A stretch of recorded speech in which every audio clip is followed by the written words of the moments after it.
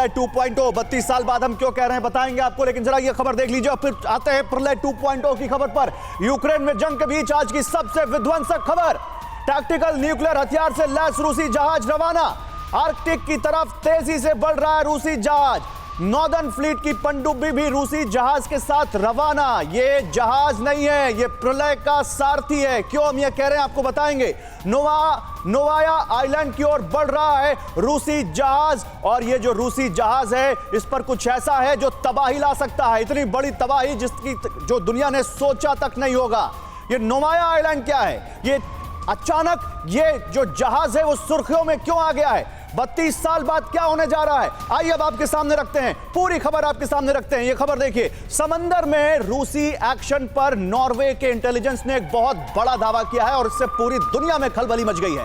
रूस बहुत जल्द कर सकता है एक न्यूक्लियर टेस्ट, ये 32 साल बाद होने जा रहा है। 32 साल बाद पहली बार रूस का ये परमाणु टेस्ट होगा। प्रलय 2.0 यही है जो 32 साल बाद रूस करने जा रहा है। टेस्ट से पहले नेटो देशों में हड़कंप मच गया है कि आखिर 32 साल बाद रूस को यह परमाणु टेस्ट क्यों याद आया, 32 साल बाद रूस क्यों यह करने जा रहा है, यह बहुत बड़ा सवाल है। क्योंकि इससे पहले जब उसने किया था तो 1990 में किया था, हालांकि 1990 से पहले उसने तमाम टेस्ट किए, लेकिन उसके बाद उसने अभी तक कोई ऐसा टेस्ट नहीं किया। आइए जरा आपको बताते हैं। और उस वक्त जो टेस्ट किया था वो सार बम था, जो मौजूदा समय में सबसे बड़ा बम जो डेटोनेट किया गया, न्यूक्लियर बम, वो माना गया। लेकिन अब खबर क्या है, रूसी जहाज न्यूक्लियर टैक्टिकल बम लेकर आर्कटिक की ओर बढ़ रहा है, जिसकी तस्वीरें हमने आपको दिखाई आर्कटिक सी की ओर। फिर क्या है वजह उसकी, ये समझिए। खबर के बाद वजह दिखाते हैं आपको।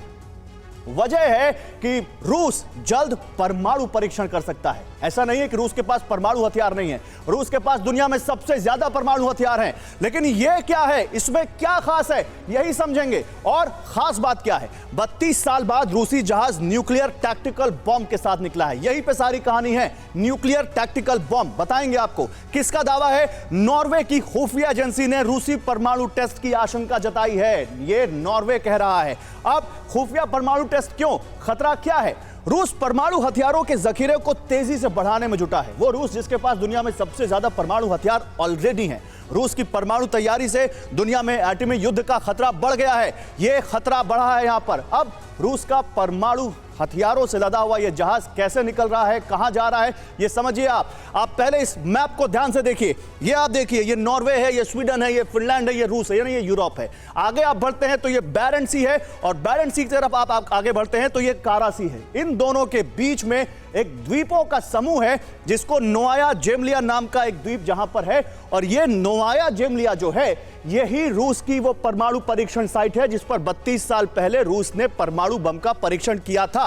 रूस का प्रमुख परमाणु परीक्षण साइट, और यहां से ये रूस से ये निकला है। और ये नॉर्वे की एजेंसी देखिए, वहां नॉर्वे है, लेकिन नॉर्वे इस पूरे बैरेंट सी को ट्रैक कर रहा है और यहां पर ये हथियारों का परीक्षण कर सकता है। वो शिप जिस पर टैक्टिकल न्यूक्लियर बॉम्ब है और वो सी में है, आर्कटिक की तरफ बढ़ रहा है। और यही खतरा है नॉर्वे या कहें नेटो कंट्रीज में कि अब क्या रूस करने क्या जा रहा है। आइए जल्दी से आपको कुछ और ग्राफिक्स दिखाते हैं, फिर अपने मेहमानों के पास चलते हैं। प्रलय 2.0 32 साल बाद रूसी नॉर्दर्न फ्लीट के जहाज पर टैक्टिकल न्यूक्लियर हथियार है। रूसी जहाज के साथ सरफेस शिप और पनडुब्बी भी रवाना की गई है। नोवाया जेमेलिया पर रूस ने 130 से ज्यादा घातक टेस्ट किए हैं, लेकिन इन 32 सालों में अभी नहीं किए, पहले किए हैं। इसके पहले 1990 में रूस ने नोवाया साइट पर परमाणु परीक्षण किया था। तो अचानक वॉर के बीच टाइमिंग बहुत अहम हो जाती है। जल्दी से अपने मेहमानों के पास चलते हैं। General Siwach, I will start from you sir. Sir, Novaya जेमलिया फिर से आ गया सुर्खियों में। एक तरफ रूस इतना भयंकर युद्ध लड़ रहा है जहां वो यूक्रेन नहीं बल्कि कह सकते हैं पूरे पश्चिमी देश एक साथ उसके सामने खड़े हैं। दूसरी तरफ रूस वो देश है सर जिसके पास परमाणु हथियारों की कोई कमी नहीं, हाइपरसोनिक मिसाइल्स की कमी नहीं, जिसके पास तमाम तरह के एडवांस हथियार है। तो ये परमाणु हथियार का परीक्षण, टैक्टिकल न्यूक्लियर परीक्षण क्या है सर, जरा समझाइए हमारे व्यूअर्स को। हाँ देखो गौरव, दो बातें हैं। एक तो सच्चाई है कि रूस के पास कोई भी 6000 के करीब न्यूक्लियर हथियार हैं और सबसे ज्यादा हैं, और उसके बाद अमेरिका के पास हैं करीब की 5500।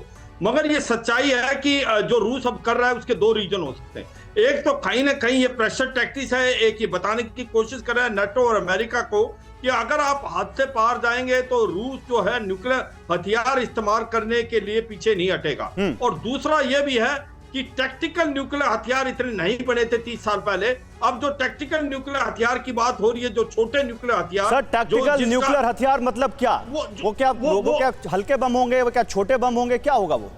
हाँ बिल्कुल, वो टैक्टिकल न्यूक्लियर हथियार जो हैं वो छोटे बम हैं और वो टैक्टिकल वारफेयर में इस्तेमाल हो सकते हैं और इनका घेरा जो है लिमिटेड होता है और इसका मार भी लिमिटेड होती है, पर साइकोलॉजिकल इंपैक्ट नहीं सर, लेकिन मेरे व्यूअर्स को ये बताइए, हमारे दर्शकों को ये बताइए, जनरल द्विवेदी, न्यूक्लियर बम तो न्यूक्लियर बम ही होगा ना, चाहे वो छोटा हो या बड़ा हो, रेडिएशन तो उससे भी निकलेगा, जिंदगियां और पीढ़ियां तो उससे भी खराब होंगी, या टैक्टिकल में नहीं होता ऐसा कुछ? बिल्कुल गौरव, चाहे न्यूक्लियर हथियार टैक्टिकल हो या स्ट्रेटेजिक हो, वो न्यूक्लियर हथियार ही होता है। और जब ऐसा भी हथियार फायर किया जाता है तो इसका मतलब आप न्यूक्लियर वॉर की स्टेज में आ गए हैं। चाहे वो छोटा क्षमता का हो या बड़ी क्षमता का हो, वो टैक्टिकल न्यूक्लियर वेपन या स्ट्रेटेजिक, ये न्यूक्लियर वॉर की तरफ बढ़ता है। पर पॉइंट ये है कि ये इस समय क्यों रशिया ये सब हरकतें कर रहा है, क्योंकि एक साइकोलॉजिकल वॉरफेयर भी है, क्योंकि साइकोलॉजिकल वॉरफेयर एक बहुत अहम हिस्सा है आजकल की लड़ाई में, हाइब्रिड वॉरफेयर। तो वो दिखाना चाहता है कि हमारी क्षमता है कि हम टैक्टिकल न्यूक्लियर वेपन भी ला सकते हैं वॉर जोन में, और वो अगर वो टेस्ट करता है तो ये हो सकता है कि ये आधुनिक हथियार हो, क्योंकि टैक्टिकल न्यूक्लियर वेपन जो नहीं तो नेटो इसका रिएक्शन क्या दिखा सकता है? योगेश जी, अब आपके पास आऊंगा मैं।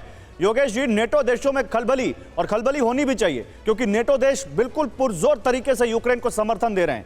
नॉर्वे भी देखिए किस तरह से रिपोर्ट कर रहा है कि देखो भाई, एक आर्कटिक की तरफ शिप जा रहा है रूस का, उस पर टैक्टिकल न्यूक्लियर बम है।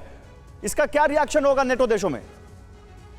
देखिए, इस सिग्नलिंग का सबसे ज्यादा इसका महत्व है कि सिग्नलिंग कर रहा है रूस की भाई, अगर आपने हमारी स्थिति जो है, अगर जिसे कहते हैं कि इम्पॉसिबल सी हो गई, मतलब अगर हमारे पास कुछ और हथियार नहीं रहा या कोई और ऑप्शन नहीं रहा, तो हम इस तरह का हथियार भी इस्तेमाल कर सकते हैं।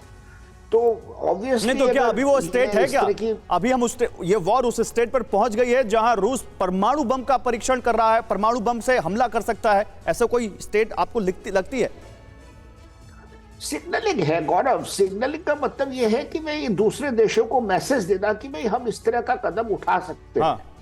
अब वो उठाएगा या नहीं उठाएगा वो तो एक अलग बात है, लेकिन वो चाहता है कि थोड़ा वेस्ट जो है इस लड़ाई में थोड़ा सा जो रूस का जो पॉइंट ऑफ व्यू है उसको थोड़ा, मतलब रूस कहीं ना कहीं यहाँ पर डरा रहा है, रूस कहीं ना कहीं ये कह रहा है कि देखो मेरे पास ये भी है, अभी तक आप कन्वेंशनल न्यूक्लियर बॉम्ब की बात करते थे, मेरे पास ऐसा बॉम्ब भी है कि बगल में चाहे मेरा यूक्रेन हो, लेकिन मैं ऐसा बॉम्ब मारूंगा कि यूक्रेन में ही उसका असर रह जाए, मेरे तक ना आए, क्योंकि जनरली न्यूक्लियर बॉम्ब फटेगा और आज का मॉडर्न वाला न्यूक्लियर बॉम्ब फटेगा तो उसका तो कई किलोमीटर तक असर होगा, हवा जिधर जाएगी उधर रेडिएशन जा सकता है, आप लोग ज्यादा बेहतर जानते हैं।